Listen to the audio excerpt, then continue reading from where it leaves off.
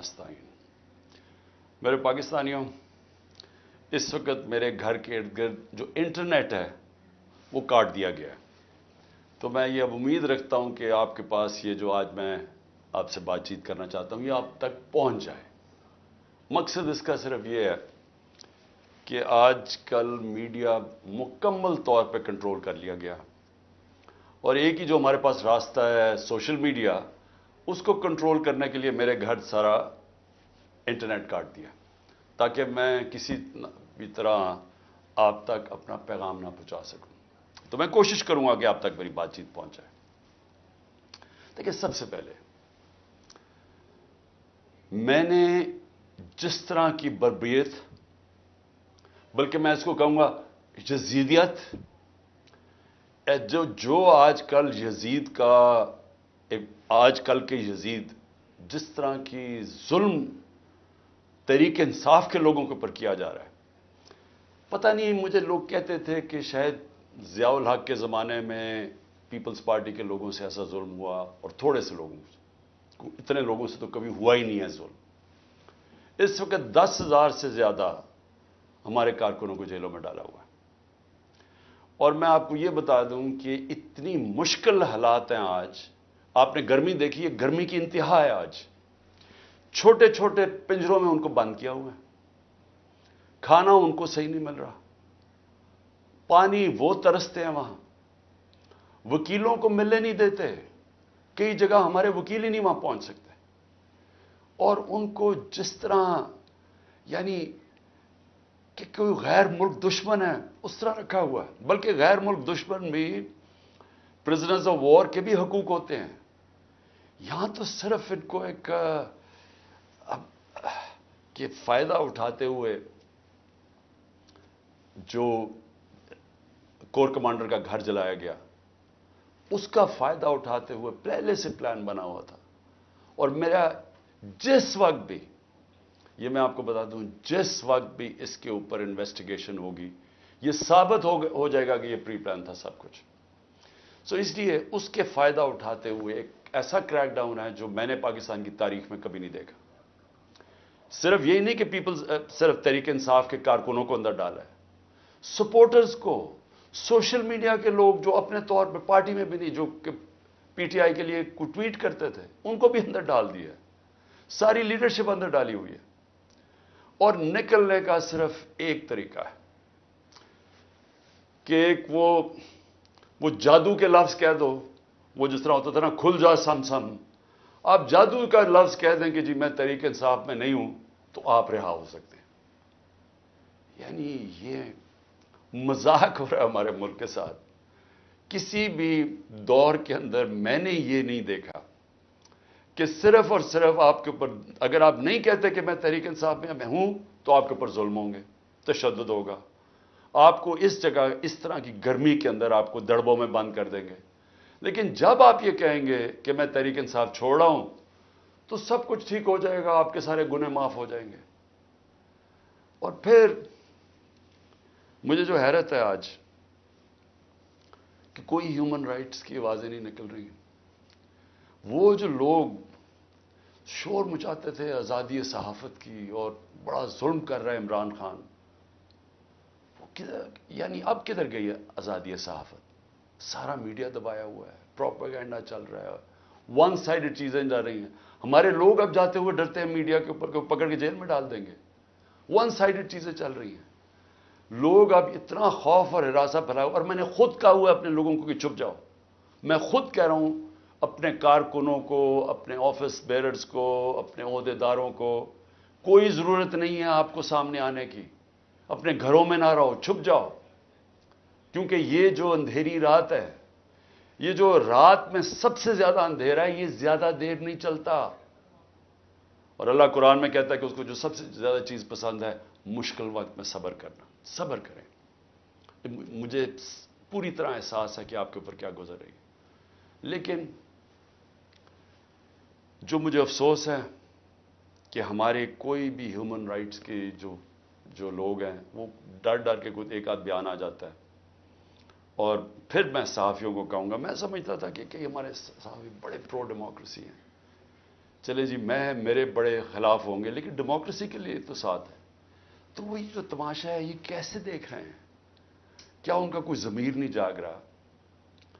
کیا جب انہوں نے شیرین مزاری سے جو ہوا اور جو اس نے پھر آخر میں جا کے پارٹی چھوڑی، کیا ان کو کوئی دل میں آواز نہیں کوئی آئی کہ یہ اس سے بڑا ظلم کیا ہو سکتا ہے ایک معاشرے پہ؟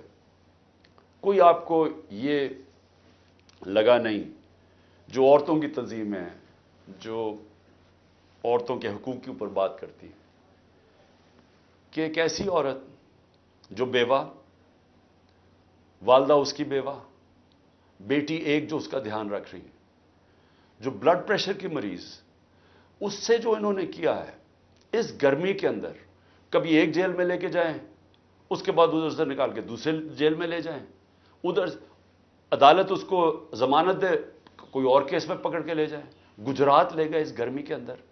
تو بلڈ پریشر کی شیرین، ہمیں پتہ ہے اس کی صحت نے یہ اجازت ہی نہیں دینا تھا. میں نے تو شکر کیا کہ اس نے اس ظلم سے اپنے آپ کو بچانے کے لیے اس نے پارٹی سے ریزائن کیا.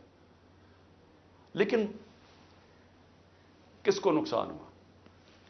پاکستان کی پالیٹکس کو نقصان ہوا. شیرین ہماری ٹاپ پارلیمنٹیرین تھی.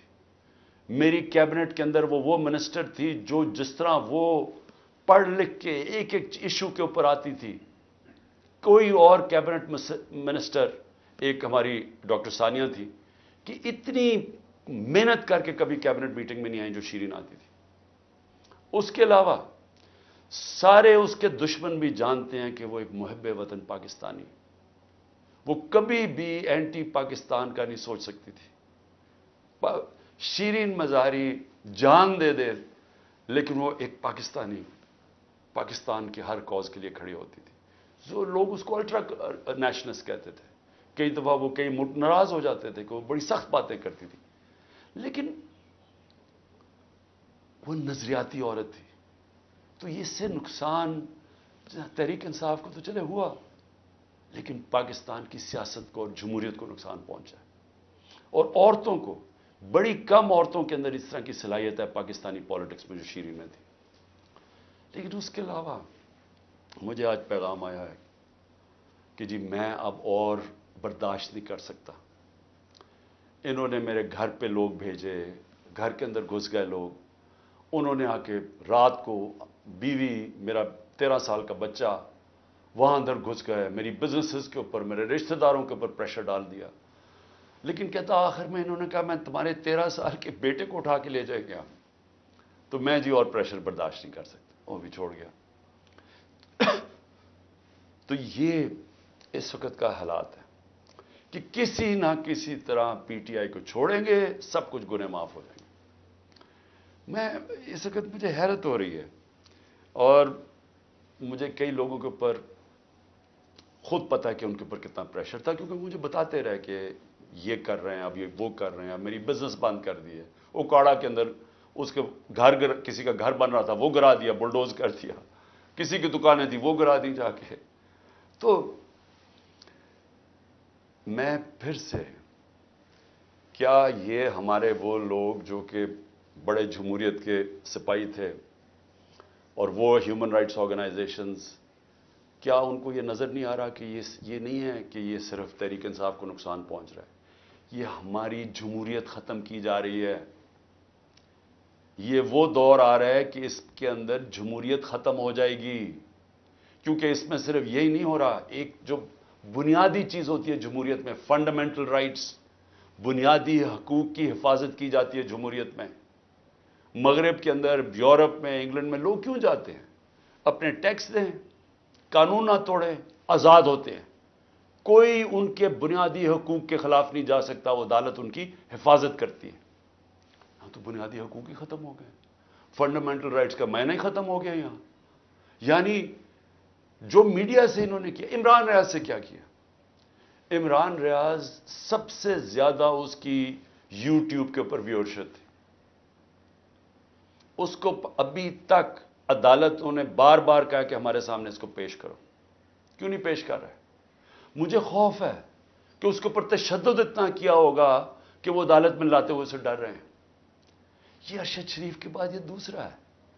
کہ ارشد شریف سے جو انہوں نے کیا ہے، تو کدھر ہے ہماری صحافی کمیونٹی؟ کیونکہ چلیں ٹھیک ہے، آج تو چلے ہمارے پر برا وقت ہے، یہ تو آپ کے اوپر بھی آئے گا۔ اگر ایک دفعہ فنڈامنٹل رائٹس ختم ہو جاتے ہیں ایک معاشرے میں، تو معاشرے میں تو جنگل کا قانون ہے۔ آپ نے طاقتور کی بات نہ مانی، آپ سے بھی یہ ہوگا۔ آپ نے طاقتور کی غلامی کر لی، سب کچھ ٹھیک ہو جائے گا، آپ کو معاف بھی کر دیا جائے گا، بلکہ آپ غلط کام بھی کریں تو آپ کو معاف کر دیا جائے گا۔ آپ مجرم ہو قوم کے، آپ منی لانڈرر ہو، آپ کے لنڈن میں اربوں روپے کی پراپرٹیز ہوں جو آپ بتا ہی نہیں سکتے کہ کدھر سے آئے، آپ کو معاف کر دیا جائے گا کیونکہ آپ طاقتور کے ساتھ کھڑے ہیں۔ لیکن کمزور کو بچانے والا کوئی نہیں ہوگا، کیونکہ جب فنڈامنٹل رائٹس ختم ہوتے ہیں جو ہو گئے ہیں پاکستان میں۔ اور مجھے یہ ابھی تک بتائیں، 25 لوگ شہید ہوئے، 69 لوگوں کو گولیاں ماری گئیں۔ کون سی جمہوریت ہے جدھر اس کے اوپر انویسٹیگیشن نہیں ہوتی؟ کیوں نہیں اب تک انویسٹیگیشن ہوئی ان لوگوں کے اوپر؟ وہ کون لوگ تھے؟ وہ پاکستانی تھے، ان کے حقوق ہیں، ان کے ماں باپ ہیں، کئیوں کے بیچارے بچے تھے جو وہ ایک روزی کمانے والا تھا، ان کو سیدھی گولیاں ماری گئی۔ کوئی انویسٹیگیشن ہوگی؟ کیونکہ اگر آپ یہ انویسٹیگیشن آج نہیں کریں گے، یہ آگے ہوگا، ہو سکتا ہے کہ آگے آپ ان گولیوں کا نشانہ بن جائیں۔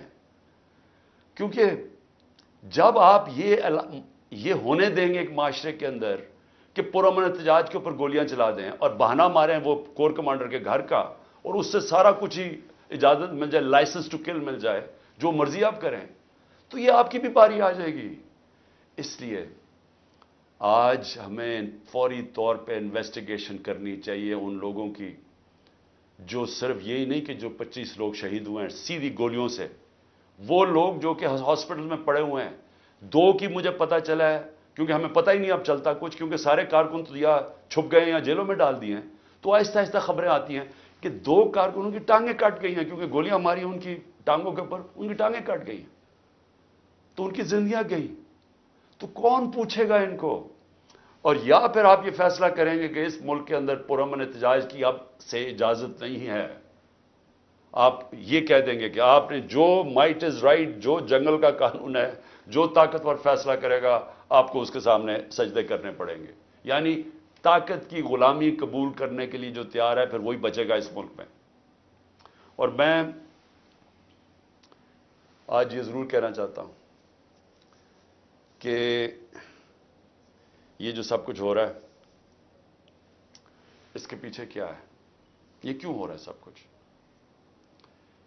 یا تو چلیں یہ سب کچھ ہو رہا ہو اور پاکستان کو اس سے کوئی فائدہ ہو رہا ہو، یا اس سے کوئی ملک چینج آ جائے، یا اس سے ایک دم یہ ہو، یہ جو ہمارے لوگوں کو چینج کر رہے ہیں، وہ پالیٹکس چھوڑ رہے ہیں، پی ٹی آئی کے لوگ، جو میں پالیٹکس چھوڑ رہا ہوں، وہ پریشر کے اندر سارے ہاتھ کھڑے کر رہے ہیں، تو کیا اس سے یہ ہوگا کہ پارٹی ختم ہو جائے گی؟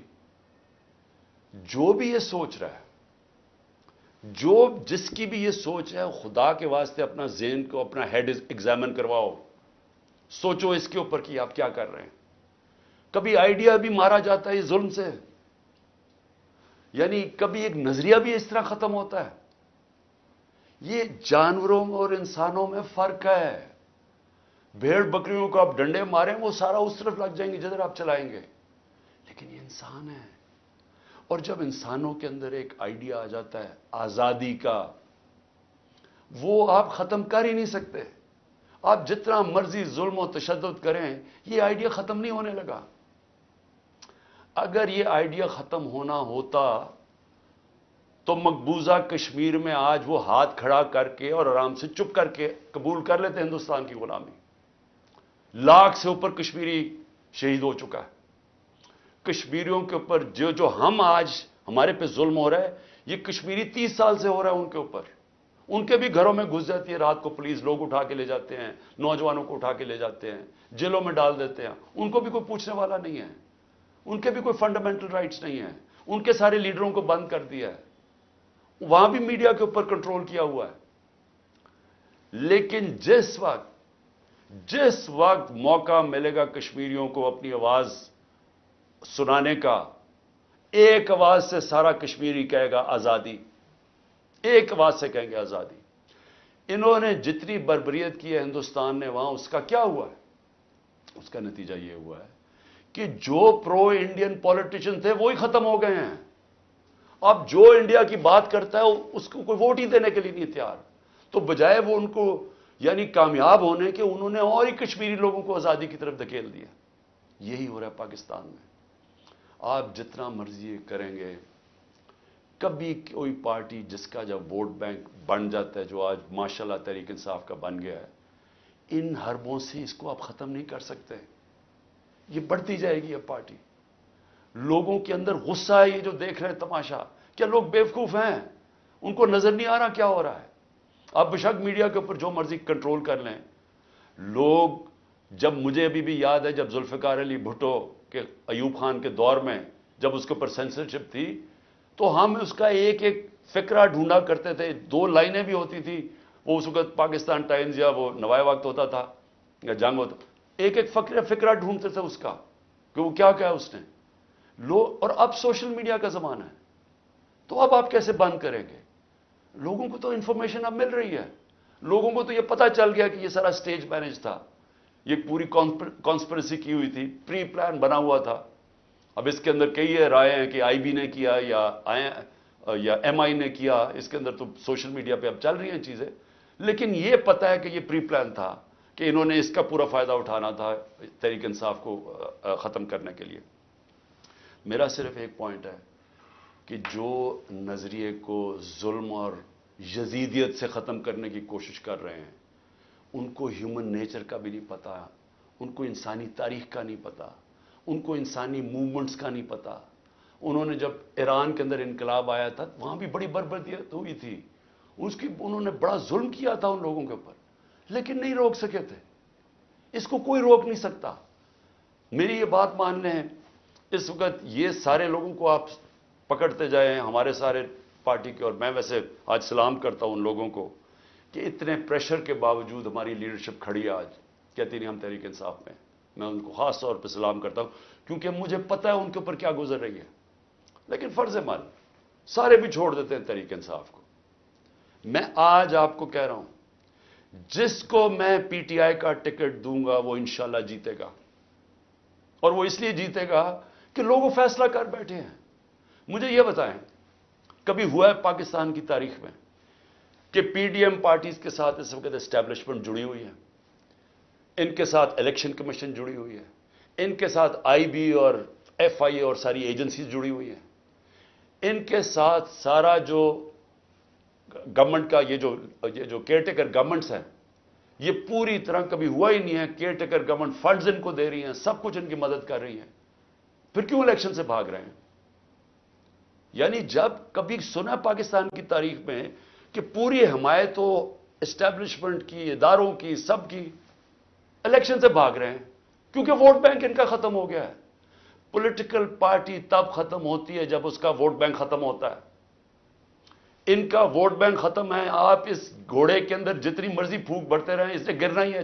جب ریس میں کھڑا ہوگا یہ گر جائے گا. اور تحریک انصاف کو آپ نہیں ختم کر سکتے. لیکن جو میں تیسری بات کرنا چاہتا ہوں, لیکن مجھے اپنے ملک کے اوپر خوف آ رہا ہے. عمران خان کو باہر کرتے کرتے یہ تو ہمارا ملک تباہ کر رہے ہیں. کوئی سوچ رہا ہے کہ معیشت کس طرف جا رہی ہے؟ کوئی اب تنخواہ دار طبقے سے کسی نے پوچھا اب یہ بل آئیں گے بجلی کے, ان سے ذرا پوچھا کہ وہ کیسے بل دیں گے؟ کبھی کسی نے پوچھا ہے کہ جو 100 روپیہ تھا ہمارے دور میں جب ہم چھوڑ کے گئے ہیں, وہ صرف 50 روپے اس کی قیمت, خریدار قیمت رہ گئی ہے.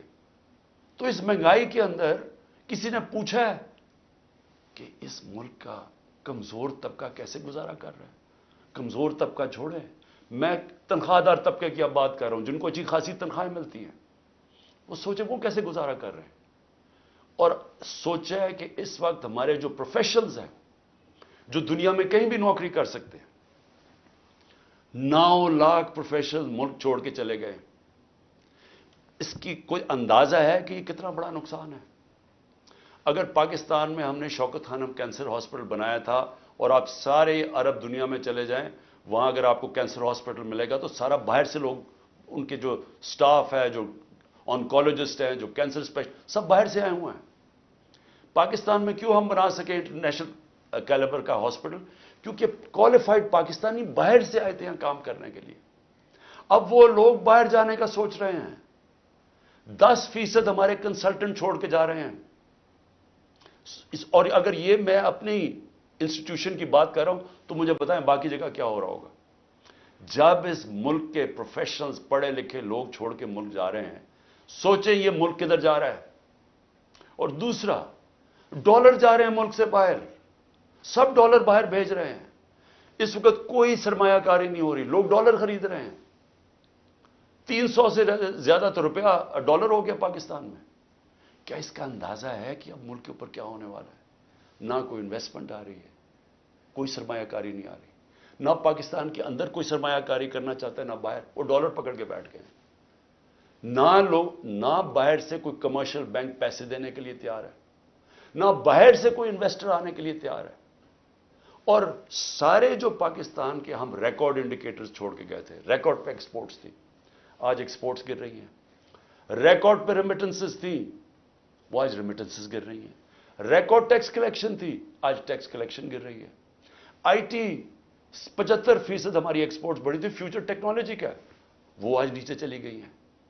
آج جو ہمارا جو کسان ہے, ذرا اسے پوچھے تو صحیح کہ اس کے کیسا گزارا ہو رہا ہے. کتنا پیسہ تب بن رہا تھا, آج وہ کتنا پیسہ بنا رہا ہے. کیونکہ مہنگائی اتنی ہو گئی ہے کہ اس کے پاس اب ہاتھ میں اتنا پیسہ ہی نہیں ہے. جتنا کسان کے پاس پیسہ آئے گا وہ زمین پہ لگائے گا.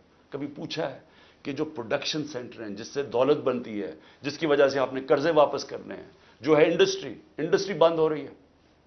آج بے روزگاری پھیل رہی ہے.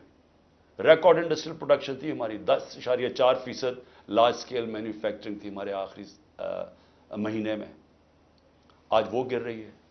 آج جو سب سے خوفناک چیز ہے کہ جب آپ کے باہر سے ڈالر کم آ رہے ہیں, جب آپ کے ڈالر کم آنے شروع ہو گئے ریمیٹنسز اور ایکسپورٹس کے, اس کا کیا ہوگا؟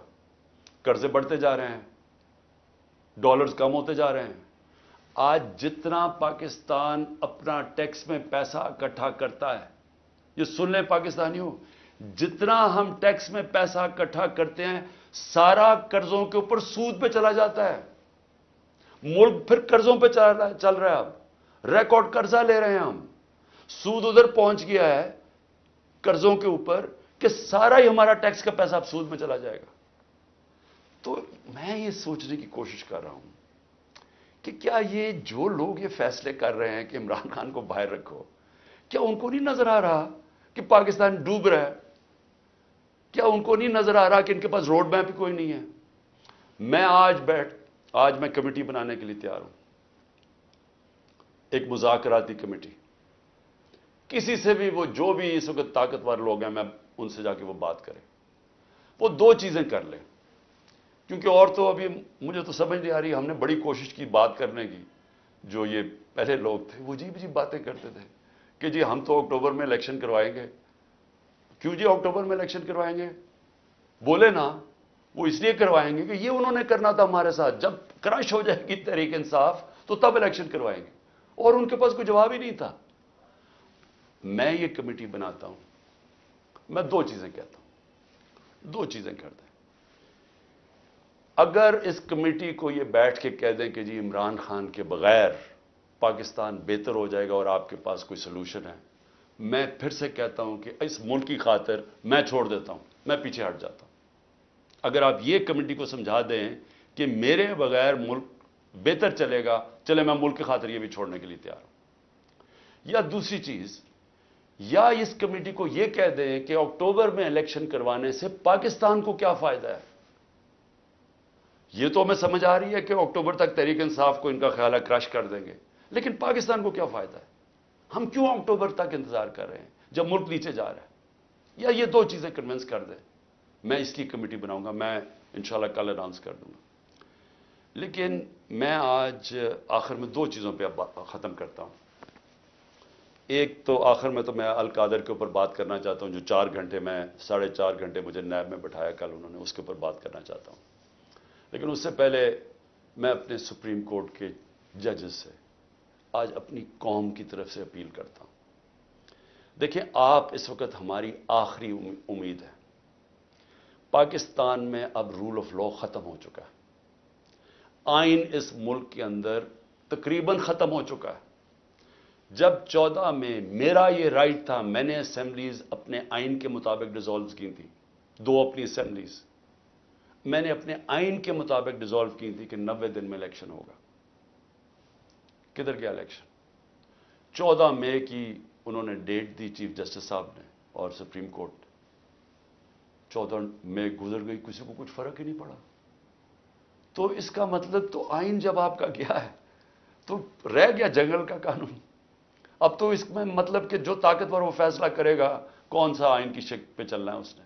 نظریہ ضرورت تو شروع ہو گیا پاکستان میں. میں اپنے سپریم کورٹ کے ججز کو، مجھے پتہ ہے آپ کے اندر اختلافات ہیں، دیکھیں ملک کے لیے بہت ضروری ہے. آپ نے اگر اس ملک کی جمہوریت کو نہ بچایا اور آخری امید اب آپ رہ گئے، یہ تاریخ آپ کو معاف نہیں کرے گی. کیونکہ جا رہا ہے جس طرح پاکستان جا رہا ہے، یہ ساری ہماری ڈیموکریسی کو ڈسمینٹل کیا جا رہا ہے. سارے جو جمہوریت کے ادارے ہیں وہ ایک ایک کر کے تباہ کیے جا رہے ہیں. یا جمہوریت نہیں ہے اب. ہم تو میں بیٹھا ہوتا ہوں ہر روز کہ کس دن آ کے مجھے پکڑ لیں گے. ایک دم انٹرنیٹ بند کر دی پکڑ کے. یعنی کون سی جمہوریت میں ہوتا ہے؟ سارے لوگوں کو جیلوں میں ڈال دے. مجھے یہ نہیں پتا میں اب کسے کانٹیکٹ کسے کروں. میرے سے کانٹیکٹ ہی کوئی نہیں ہو رہا. نہ مجھے لیڈرشپ ملتی ہے نہ کوئی ملتا ہے. جو میں زوم پہ میٹنگ کرتا تھا انہوں نے وہ انٹرنیٹ بند کر زوم ہی ختم کر دیا. تو میں تو تیار بیٹھا ہوں کہ جو بھی کرنے کے لیے آئیں گے، جب بھی پکڑیں گے، میں تو خیر تیار بیٹھا ہوں، ہر روز تیار ہوتا ہوں. لیکن میں آپ سے سپریم کورٹ کے ججز صاحبان، دیکھیں قوم آپ کی طرف دیکھ رہی ہے اور یہ آپ کی یونٹی اس قوم کے لیے بہت ضروری ہے. آپ کے اوپر اب ہے کہ اس ملک کی جمہوریت کے لیے سٹینڈ لیں.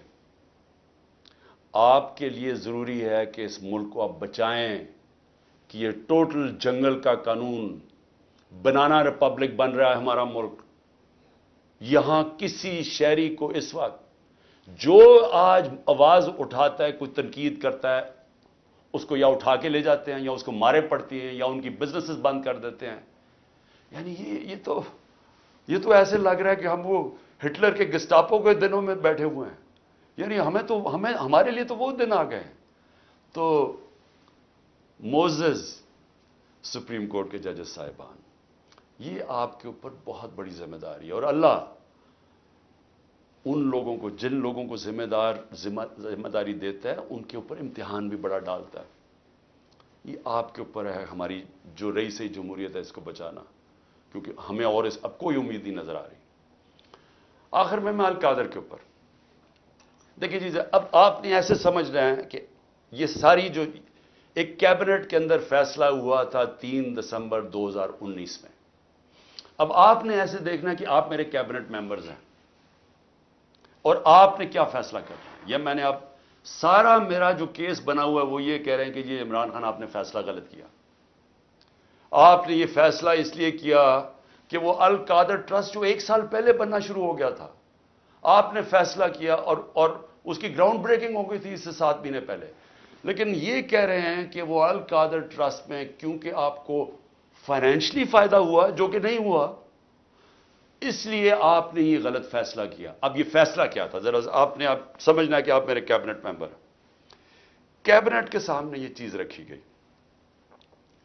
کہ جی ہمارے ایک ملک ریاض کے اور این سی اے ہوتا ہے نیشنل کرائمز، ان کی نیشنل کرائم ہوتی ہے ایجنسی. وہ این سی اے نے ملک ریاض کے پیسے فریز کر دیے 190 ملین پاؤنڈ انگلینڈ کے اندر. اور ورڈ یہ سنیں، انہوں نے کہا یہ سسپیشس ٹرانزیکشن ہے. انہوں نے منی لانڈرنگ نہیں کہا. انہوں نے کہا کہ ہمیں شک ہے کہ یہ پیسہ یہ وائٹ پیسہ نہیں ہے، بلیک کا پیسہ. انہوں نے پیسے فریز کر دیے. ملک ریاض اور این سی اے کے بیچ میں ایک اگریمنٹ ہو جاتی ہے، ان کے وکیل اگریمنٹ کر لیتے ہیں. اس اگریمنٹ کے تحت یہ فیصلہ ہوتا ہے، ملک ریاض کہتا ہے کہ یہ جو 190 ملین پاؤنڈ ہے یہ میں پاکستان میں جو میں نے سپریم کورٹ کو وعدہ کیا تھا، جو میرے اوپر جرمانہ لگا تھا، میں یہ اس اکاؤنٹ میں ڈالنا چاہتا ہوں سپریم کورٹ کے. ہماری کیبنٹ کے سامنے اب یہ آتا ہے کہ آپ کے پاس 2 چوائسز ہیں. اگر آپ اس کو، یہ اگریمنٹ کو کانفیڈینشل رکھیں گے یعنی آپ کیبنٹ کے اندر کھولیں گے نہیں، کیونکہ انہوں کا یہ تھا کہ جب کیبنٹ میں اگریمنٹ کھلے گی تو وہ پبلک ہو جائے گی، کیونکہ کیبنٹ کے منٹس پبلک ہو جاتے ہیں۔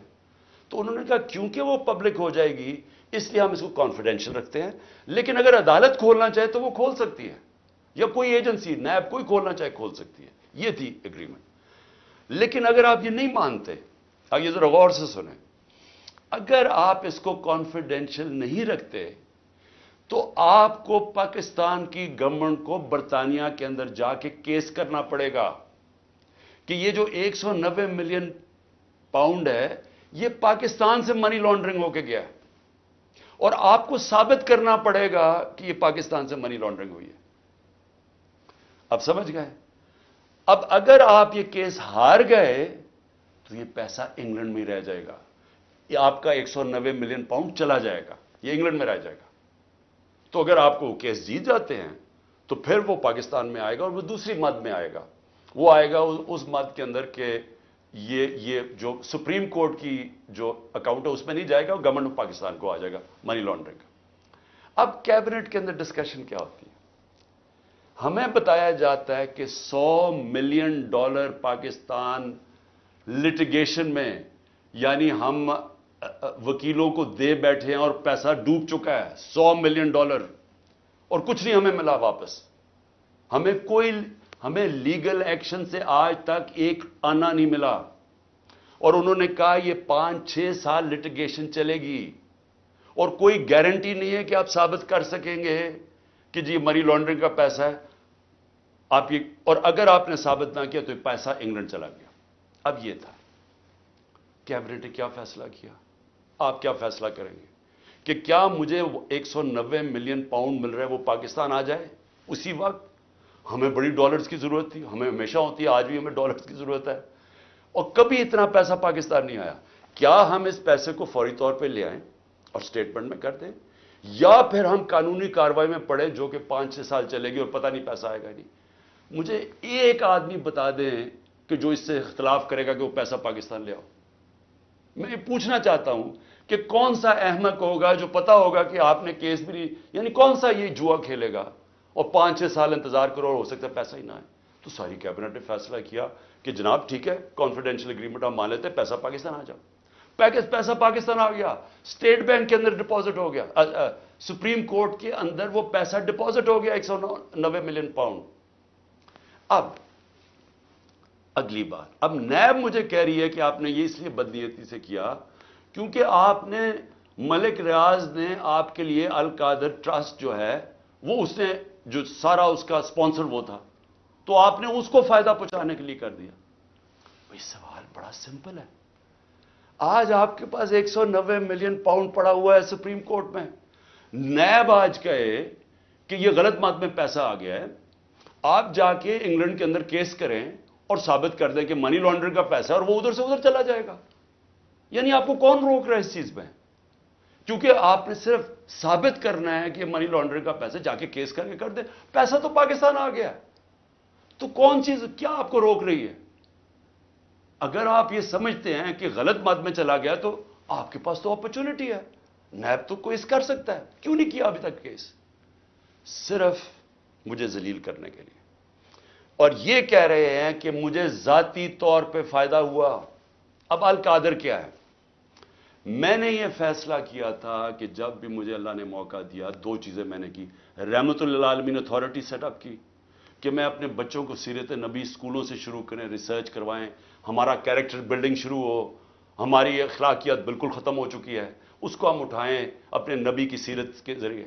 اور دوسرا میں نے یہ یونیورسٹی رحمت للعالمین اتھارٹی، اور یہ دوسرا یونیورسٹی کا سوچا، القادر یونیورسٹی، جس میں ہم نے کوشش یہ کی کہ سیرت نبی کے اوپر ہم ریسرچ کریں، انٹرنیشنل اسکالرز کو میں نے انگیج کیا، اور پھر ٹیکنالوجی بھی پڑھائی جائے بچوں کو۔ یہ اس کا مطلب تھا کہ ماڈرن ٹیکنالوجیز بھی پڑھائیں، آرٹیفیشل انٹیلیجنس ایسی، اور ساتھ ساتھ اپنی لیڈرشپ ڈیولپ کریں سیرت نبی کے اوپر، ان کے کیریکٹر کے اوپر، اور لوگوں کو تیار کریں۔ میری جو بیوی بشرا بیگم، ان کے اوپر وارنٹ نکال دیے گئے، کس چیز کے؟ کہ وہ ایک ٹرسٹی ہیں، ان کو میں نے ٹرسٹی رکھا۔ کیوں ٹرسٹی رکھا؟ کیونکہ سیرت نبی میں ان کو انٹرسٹ ہے، انہوں نے بڑی پڑھا ہوا ہے اس چیز کے اوپر، انہوں نے پڑھا، یعنی وہ ان کا شوق ہے کہ یہ سیرت نبی پھیلائی جائے، تو اس کو ٹرسٹی رکھ دیا۔ ٹرسٹی کو لکھا ہوا ہے ڈیڈ میں نہ ایک آنا مل سکتا ہے، نہ ان کی تنخواہ ہے، نہ کوئی پیسہ مل سکتا ہے، نہ ان کا پراپرٹی میں کچھ ہے، ان کا کوئی تعلق نہیں ہوتا۔ ٹرسٹی کا صرف کام ہوتا ہے کہ جس وجہ سے ٹرسٹ بنا تھا، مثلا شوکت خانم ہے، تو شوکت خانم اگر غریبوں کا 75% مفت علاج ہونا تھا کینسر کا، تو یہ نہ ہو کہ وہ 50% کر دے، یعنی اس لیے ہوتا ہے ٹرسٹ، جو پالیسیز ہوتی ہیں وہ، باقی پروفیشنل چلایا جاتا ہے، چاہے وہ القادر ہو، چاہے نمل یونیورسٹی، چاہے شوکت خانم ہو۔ نہ مجھے 1 روپے کا فائدہ آج تک شوکت خانم سے ہوا ہے، نہ نمل یونیورسٹی سے ہوا، اور نہ القادر سے ہوا، کیونکہ القادر ایک پروفیشنل اب وہ چل رہا ہے، وہاں سارے بچوں کو مفت تعلیم مل رہی ہے، جو بھی القادر میں پڑھ رہے ہیں سب کو مفت مل رہی ہے، اور ان کو جس طرح میں نے آپ کو کہا کہ اس کا مقصد کیا، یہ کہہ رہے ہیں نیب کہ مجھے ذاتی طور پہ فائدہ ہوا، کدھر؟ اچھا، کیونکہ پیسے کا تو کوئی بتا نہیں سکتے، مجھے کیا پیسے کا فائدہ ہوا؟ تو کہہ رہے نہیں سیاسی طور پہ آپ کو فائدہ ہوا، کہ جس طرح القادر سے میری سیاست جم گئی۔ یہ ہے کیس۔ میں صرف آپ کو یہ بتانا چاہتا تھا کہ اتنا پروپیگنڈا ہو رہا ہے، لوگوں کو بتا، 4.5 گھنٹے مجھے نیب میں بٹھایا، اور بار بار یہی پوچھتے رہے کہ جی دیکھیں آپ کو تو اس سے بڑا فائدہ ہوا ہے، اور ملک ریاض کو آپ نے کیوں کیا؟ بھئی ملک ریاض کو اس لیے کیا کہ پاکستان کے سب سے بڑا بلڈر ہے وہ ہے ملک ریاض، اور ملک ریاض میرا کیا انٹرسٹ تھا، وہ اس کے پاس جو موبلائزنگ اکوپمنٹ ہے وہ سب سے تیزی سے کام کرتا ہے، یعنی وہ اگر آپ اسے کہے کوئی اتنی تیز کام نہیں کرتا جتنا ملک ریاض کی کنسٹرکشن کرتی ہے۔ میرا انٹرسٹ کیا تھا کہ وہ جلدی سے سیٹ اپ ہو القادر، جتنی جلدی سیٹ اپ ہو، اور میں اگر پرائم منسٹر تھا میں ان کو فائدہ پہنچا سکوں، انٹرنیشنل اسکالرز لا سکوں ہوتے ہوئے اس وقت، میرا تو صرف یہ انٹرسٹ تھا۔ اور مجھے اس سے کیا انٹرسٹ ہے؟ جس طرح ہر سال شوکت خانم میں 9 ارب روپیہ اکٹھا ہوتا ہے، تو کیا وہ میری ذات کے لیے ہو رہا ہے؟ اس لیے میں چاہتا تھا کہ میں آپ کو کلیئر کر دوں کہ جس طرح کی کوششیں کی جا رہی ہیں، اور مجھے جو انہوں نے پکڑا تھا نیب میں، وہ اتنی بدنیتی تھی کہ انہوں نے 28 کو ایک دم میری جو انکوائری کو انویسٹیگیشن میں بدل دیا، مجھے انکوائری رپورٹ ہی نہیں دکھائی، اور 28 کو انکوائری سے انویسٹیگیشن کرتے ہیں، 1 تاریخ کو میرا وارنٹ نکال دیتے ہیں، اور مجھے پتہ ہی نہیں ہے کہ قانون کہتا ہے کہ انکوائری میں میرا جواب آنا چاہیے، اور جس دن میں اٹھاتے ہیں مجھے وہاں سے رینجرز آ کے، مجھے جس آپ کے سامنے جو طریقہ انہوں نے اختیار کیا مجھے اٹھانے کا، اس دن میں بیل لینے کے لیے بیٹھا ہوا تھا، کیونکہ ہمیں اخباروں سے پتا چلا کہ انہوں نے انویسٹیگیشن کر دیا، کوئی انصار عباسی کا آرٹیکل آیا 30 اپریل کو، تب ہمیں پتا چلا کہ انہوں نے انویسٹیگیشن کر دیا۔ میرے وکیل نے لکھا اسلام آباد ہائی کورٹ کو، یہ کیا مذاق ہو رہا ہے؟ تو میں اس دن اسلام آباد ہائی کورٹ اس پہ جا رہا تھا عدالت میں، جب انہوں نے ادھر سے اغوا کر کے باہر لے گئے اور پکڑ کے، جب جیل میں پہنچا تو پہلے ہی دفعہ تب انہوں نے مجھے انکوائری رپورٹ دکھائی۔ تو یہ تھا سارا ڈرامہ، میں نے کہا آپ سب کو بتا دوں۔ آخر میں اپنی ساری قوم کو کہنا چاہتا ہوں کہ دیکھیں یہ جو برا وقت ہے یہ ایک اللہ کا نظام ہے، اس میں ہمیں صبر کرنا چاہیے، کوئی ہمیں اس میں دل برداشتہ نہیں ہونا چاہیے۔ قوموں کی زندگیوں میں یہ مشکل وقت آتے ہیں، اور کئی میرے لوگ بہت مشکلوں سے گزر رہے ہیں، لیکن باقی ساری قوم کو میں ایک چیز کہنا چاہتا ہوں، اپنے ذہن میں ڈال لیں کہ اس طرح کی غلامی، یہ شذیدیت، اس طرح کی غلامی کو قبول کرنے سے بہتر ہے مر جاؤ۔ اللہ نے آزادی کو کیوں اتنا بڑا رتبہ دیا؟ کیوں جو انسان اپنی آزادی کے لیے لڑتا ہے اللہ نے اور مرتا ہے تو اس کو شہید کہتا ہے، اور جو بچتا ہے اس کو غازی کہتا ہے؟ پیغمبروں کے بعد شہید کا سب سے بڑا رتبہ ہے، کیوں ہے؟ کیونکہ اللہ نے آپ کو بتایا ہے کہ انسان آزاد میں نے پیدا کیا ہے، لا الہ الا اللہ، وہ کسی انسان کی غلامی کے لیے نہیں اس نے ہمیں پیدا کیا۔